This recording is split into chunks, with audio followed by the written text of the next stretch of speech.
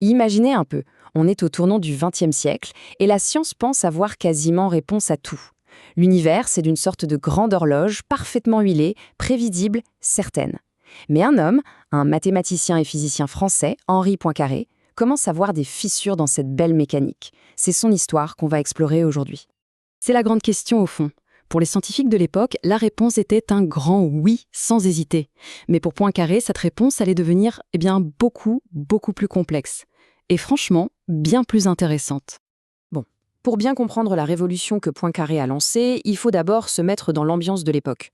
On voyait vraiment l'univers comme une machine immense qui tournait selon des lois absolues, immuables, celles que Newton avait découvertes. Cette idée, elle vient d'un autre mathématicien, Pierre-Simon de Laplace. C'est un peu le sommet du déterminisme. En gros, si on pouvait connaître l'état de l'univers à un instant T avec une précision parfaite, alors le futur, comme le passé, serait complètement déroulé devant nous, juste par le calcul. Tout était calculable, tout était certain.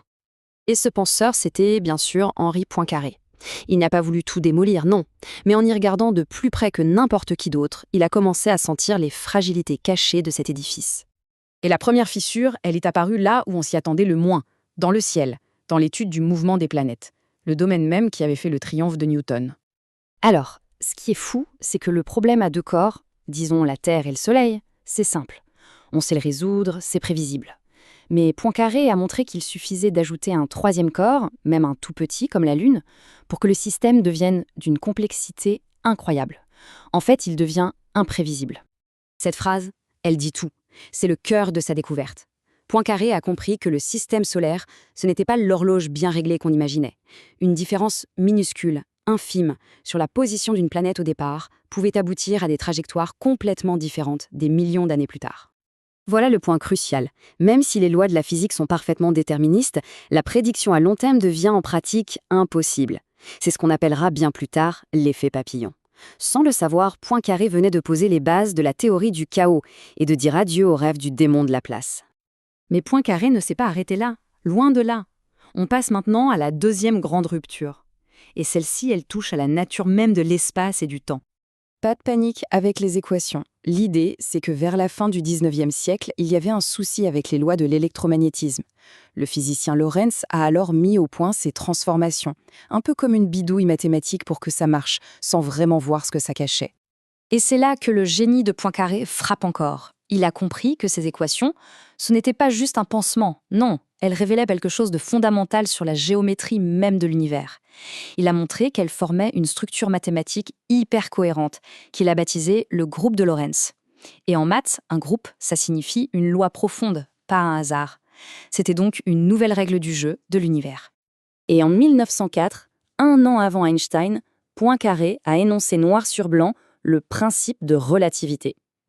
Il a postulé que les lois de la physique ne devaient pas changer, quel que soit le mouvement de celui qui observe. D'un coup, l'espace et le temps absolu de Newton commençaient à se fissurer sérieusement. La troisième et honnêtement la plus profonde des brèches ouvertes par Poincaré ne concerne pas une théorie en particulier, mais la nature même de la vérité en science. C'est une idée complètement dingue pour l'époque. En gros, Poincaré suggère que les scientifiques ne découvrent pas des lois qui existent, gravées dans le marbre, non, ils choisissent le langage le plus pratique, le plus commode pour décrire la nature. Par exemple, la géométrie qu'on apprend à l'école n'est pas plus vraie qu'une autre, elle est juste plus simple pour notre monde de tous les jours. Cette citation, elle est extraordinaire. Ce que Poincaré dit en clair, c'est qu'on ne peut même pas dire si un fait est vrai ou faux tant qu'on ne s'est pas mis d'accord sur les règles du jeu, sur le langage qu'on utilise pour mesurer. La vérité scientifique n'est pas quelque chose qu'on trouve passivement, c'est quelque chose qu'on construit activement. Alors, au final, que nous reste-t-il de cet homme qui a touché à tout avec une telle profondeur ? Eh bien, un héritage absolument gigantesque. Regardez cette liste, c'est juste stupéfiant. Il a jeté les bases de la théorie du chaos. Il a formulé le principe de relativité, il a quasiment inventé un domaine des maths, la topologie, il a même anticipé des concepts clés de la physique quantique et il a proposé l'existence des ondes gravitationnelles dès 1905. On comprend pourquoi on le surnomme, à juste titre, le dernier universaliste. Ce chiffre, 51, c'est quoi ? C'est le nombre total de nominations qu'il a reçues pour le prix Nobel avant de mourir, bien trop tôt. En 1912, 51. Il ne l'a jamais eu, mais ça montre à quel point les plus grands esprits de son temps, de Marie Curie à Marconi, reconnaissaient son génie.